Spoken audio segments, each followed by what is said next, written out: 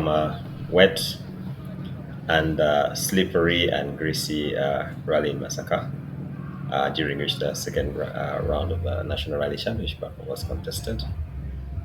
Um, I'm sure you've watched a lot, watched a lot of content from other creators about the rally, and this is not one of those videos. This video is about the expert analysis from our, expert witness who was on site, and that is myself.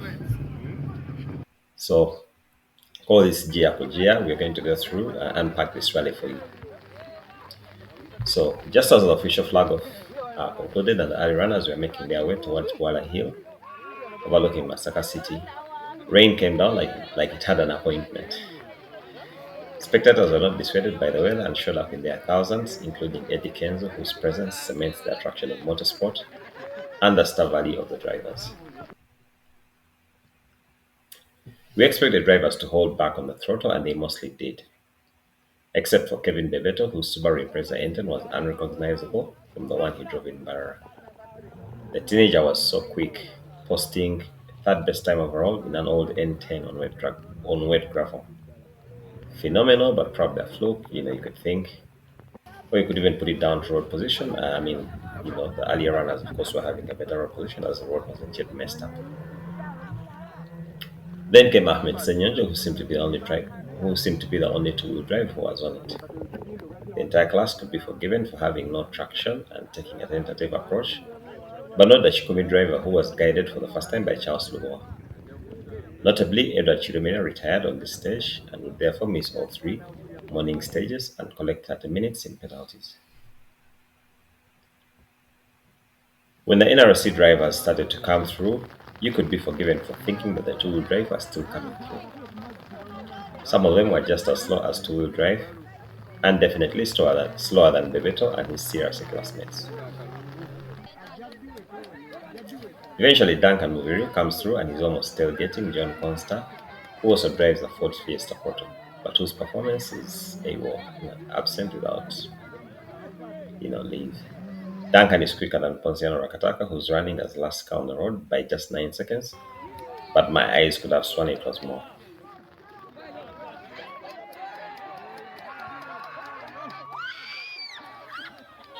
This is because Rakataka, who was my chosen pace setter on a rainy day, was in fact not as wild and crazy as we have come to expect, and certainly visibly slower than Duncan.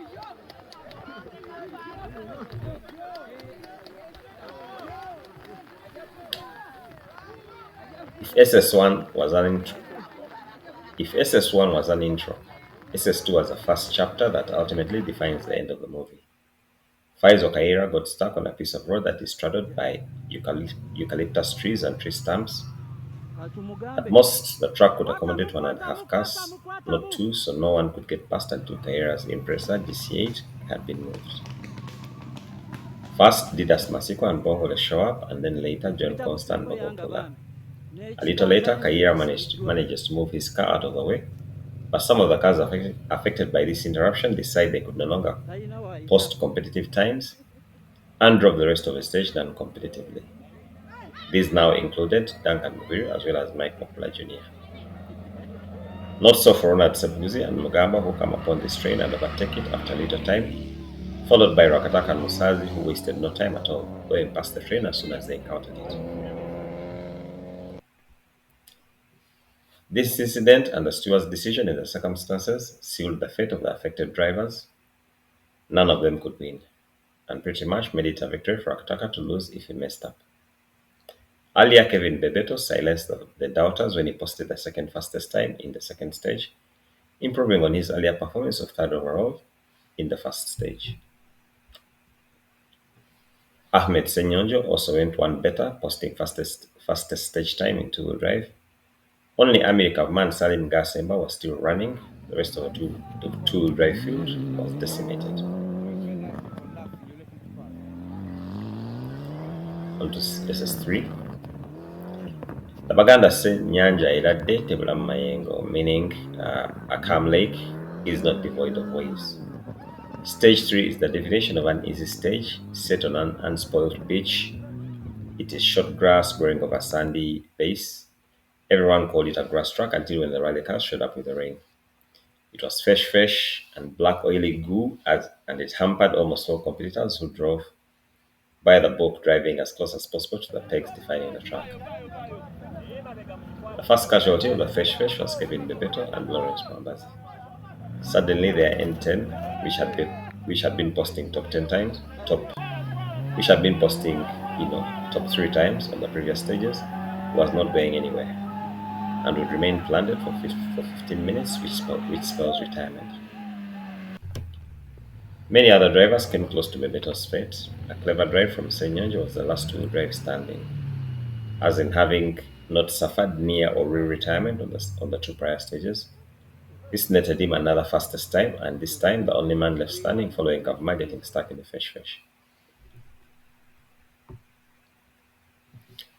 The four-wheel drive cars made it through one by one, but not without hindrance, as they could be heard screaming and looking for traction on the stretch towards the stage FF, except Mike Mukula Jr. and Suraj Chambade, who missed the briefing to keep eye from the inside of the corners, as they had been badly cut up.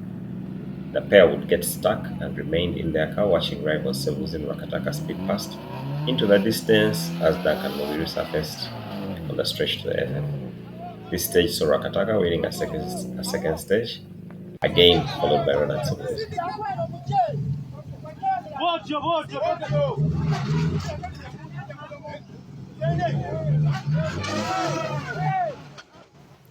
By the time we were done rescuing the last car, the second running of that stage was cancelled and it was time for the super special.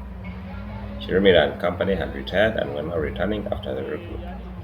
Chirimira specifically showed us that he was still king of the class, as was Kevin Bebeto, who set another second fastest time overall, leaving no doubters. For his part, Peter Cole provided entertainment, but that did not slow him down, and he was able to set an unbeatable stage time on one of the runs.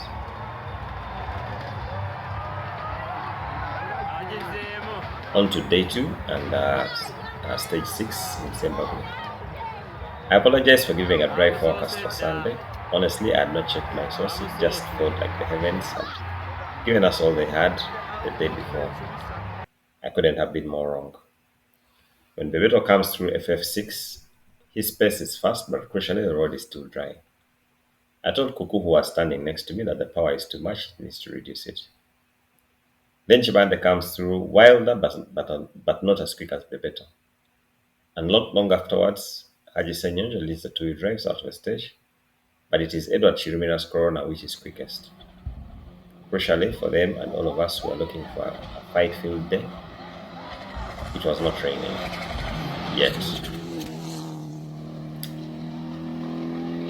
It looked like it was going to be a dry day, and none of the spectators who went into the stage before me carried any umbrellas. The clouds gathered quickly just as the full drive started to come through. Musa Sagabi was the last car to come through before any rain started. His pace was back under control, not the crazy show he had put in during the Super Special the night before. The rain started slowly but then picked up pace as the more cars came through. I thought the stage times would get slower as the later runners would be affected more. Duncan's Fiesta seemed to want to change direction every time he pressed the throttle.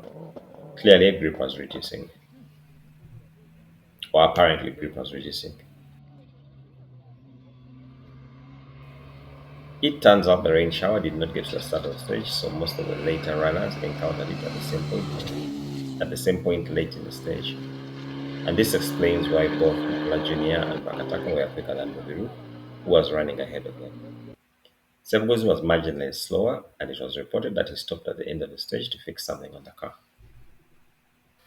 Wakataka had extended his lead, having gone fastest, and barring misfortune, he would no longer be challenged, especially now that it was raining. But a Wakataka victory is not complete without a little controversy. The cars were getting into the stage at 3-minute intervals, but for some reason, the start control marshals decided to release Rakataka 2 minutes behind Senegal. Apparently, his co-driver Paul Musazi protested when he had the launch control, but then Rakataka showed him the marshal counting down, and he dropped the protest and picked up the pace notes book. I'm curious to know how the stewards decided this, as Rakataka did not receive any penalty for this. But I hope then the match is penalized in a very public way, as Rakataka went on to win the stage by 12 seconds to further cement his lead. On to the longest stage and probably the wettest of the event. Most of the drivers in the midfield looked like they were on a literal sandy drive. The road was wide, smooth, and the grip was good after all the loose gravel had been washed off the surface. Peter Collet showed some commitment on the last bend over the bridge into the FF. And then Duncan came in hot on Consta's bumper. The stage winner, Mike Mukula Jr., was firmly on the throttle, and his car was so planted, and it proved my earlier statement that the grip was really good. After Mukula, it took more than a while for Sebuzi to show up, and we started to think he was not coming after all, or would show up with Rakataka on his back. Then finally, the shell portal showed up and was clearly not at full speed. In fact, I was surprised that Rakataka was not right there on his bumper. Rakataka's lead was a little bit more than 2 minutes, which is comfortable but not secure in this part of the world. I thought he would be pushing more. He did, however, press the throttle a little too suddenly on the final right-hander over the bridge, only to give his fans a scare as he fish-tailed into the FF where his manager Haji Muhammad was sat. As we walked off the stage to head to the service park, Sebugzi was filling his car with water from the roadside. He managed to get it back into service where it was patched before it was patched up, not really repaired because he did not have a spare radiator to replace a broken one with. Onto the power stage. CRC drivers who had missed stage 7 and stage 8 were back for stage 9, which is the power stage. Normally it would be a hotly contested affair, but on this second pass, the rain had left quite a mess, and this surface is not gravel, it is marram, and there is a difference. In two-wheel drive, Edward Chirumira ended the day the same way he started it, by winning his third stage of the day. The Beto and Mambazi would still come through fastest CRC and fourth fastest overall. While Rakataka would win the power stage overall, he was 17 seconds slower than he drove that stage when he ran earlier at stage 6. Rakataka was, however, 8 seconds quicker than Mukula Jr., who was himself 6 seconds quicker than Duncan.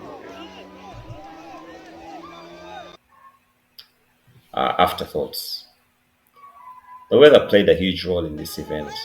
The two-wheel drive rally could have ended as soon as it began, given that by the end of the first stage, the top, most competitive drivers, that is Kirumira and Mansour Vega, had retired. And by the end of stage 2, only two crews, that is America Kavma and Ahmed Sonyenji, were still standing. Further, the NRC result was decided pretty much in the second stage, in the eucalyptus trees, while the CRC result was decided in the third stage, that is on the beach stage, where Kevin Bebeto got stuck. The toughest stage, this is the beach stage, stage 3, was also the one that looked the easiest. I don't want to drive on that stage. I'm sure our drivers will be happy if they never see it again on the itinerary. The Super Special was a little bit boring. It was just 6 pins on the entire track, and on each run, a car would negotiate the same three times. A bit too repetitive for me, but it was solved by having two cars go side by side over on different roads. I didn't get to watch stage 7, but it was the fastest, probably a very smooth and firm wide road with a good surface, so even if it was raining, it still came out with a highest average speed.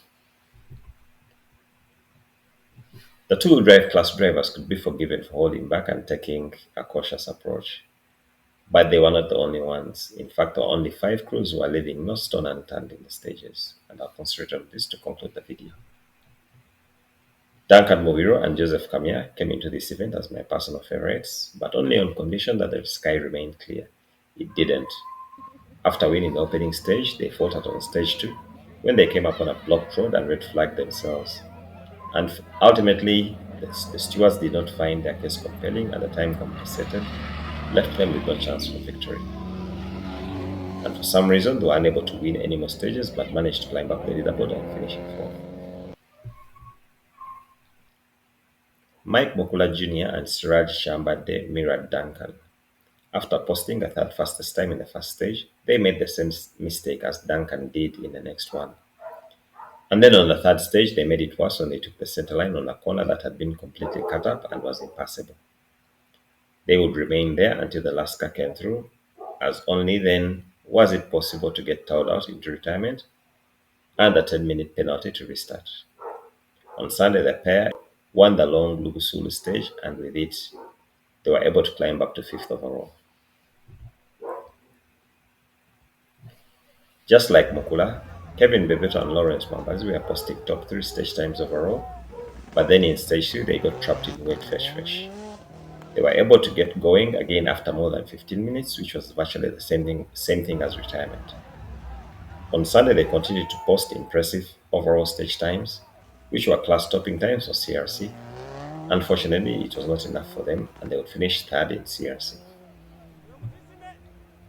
Thank you so much. 2024 CRC champions Musa Segawe and Matthias Chega continued to prove their growth into the top class, as they were able to set top 3 times on day 1.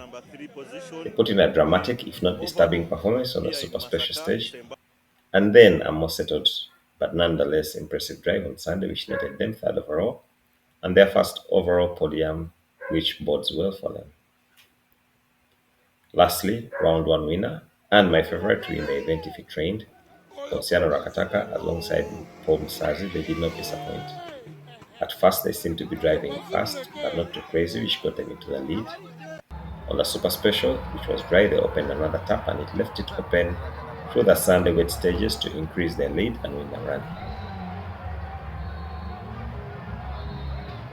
Sabuzi and Mugambo were holding second place for a while until they damaged the radiator on their Ford Fiesta Proto, needing to irrigate the car from the streams on the side of the road between stages. Their scratch times on stage 3 and the Super Special was the only reason they were able to hold on to second overall, which is the same result they got in Mbarara. This means that Rakataka and Musazi increased their lead in the championship standings, and Sabuzi and Mugambo remained second, while Mokula Junior moves into third. Mukula finished one place behind Peter Kaule and David Mwesuga, who drive a Subaru Impreza X3 project. Kaule set the super special light with a crazy drive and surprisingly set fastest time on one of the runs, which proves that smooth is not always fast. Leaders Masiko and Joseph Bongole seemed just happy to survive the conditions. Their car did not show any obvious signs of defects. It seems they were simply shying away from the muddy fight and finished 8th overall. This is the same story as that of Zimbabwe natives Aine Soda and Asumani Consta, who were trudging along happily. I guess the mission was to greet all the voters in the stages with a car showing steady but all the same slow progress. The port of John Consta and Bashir Mogo was running ahead of that of Duncan and Kamia, but you'd think that the latter was a rally too, as on each stage Duncan would almost catch up with Consta. On the long Lukusulu stage, Consta dropped 4 minutes compared to stage winner Mike Mukula Jr. Anyone who saw Consta pushing the Subaru N10 in 2014 will not believe it is the same driver who found these conditions too challenging. That car needs a top doctor to fix it. Consta finished in 10th place, 1 place behind Haruna Kataza, who decided to bring back his CRC campaign Impreza N8 and honestly made a good presentation for himself and the car. Fred Busura and Mildred Chivuka were getting a test of a Chisode, the San Evo 10 for the first time, courtesy of Abdul Katete, who was on hand to give them a pep talk between stages. But they might as well have not bothered, as they were further off the pace than they had previously been in their older Subaru Impreza N10. On the other hand, Ahmed Katete, who competes in the CRC, was able to win his class only from his performance on stage 3. He was the only CRC competitor to complete the stage. The rest retired on stage 2 and was slapped with a 20-minute penalty, except Kevin Bebeto, who retired on stage 3 and seems to be carrying a 45-minute penalty for this stage instead of just 10 minutes per stage as it was for the others. Bebeto would have won the class by a mile. Ahmed Senyonjo and Charles Luoa in their Toyota Corolla Chikumi adopted steady pace in the wet conditions. Ultimately, they managed to get fastest on 2 stages and took stage podiums on another 3 stages. The fastest two-wheel drive taking 3 stage wins were Edward Shirumira. Unfortunately, he didn't complete the stages 2 and 3, which set him back by a total penalty of 20 minutes. In the absence of Yasin Nasser's Ford Fiesta and Just Magat's Hyundai i20, this year is shaping up to be a more fair fight. Rakataka continues to lead, and the rally is heading back to Barara, where he won a couple of months ago. I cannot wait to see how the drivers respond.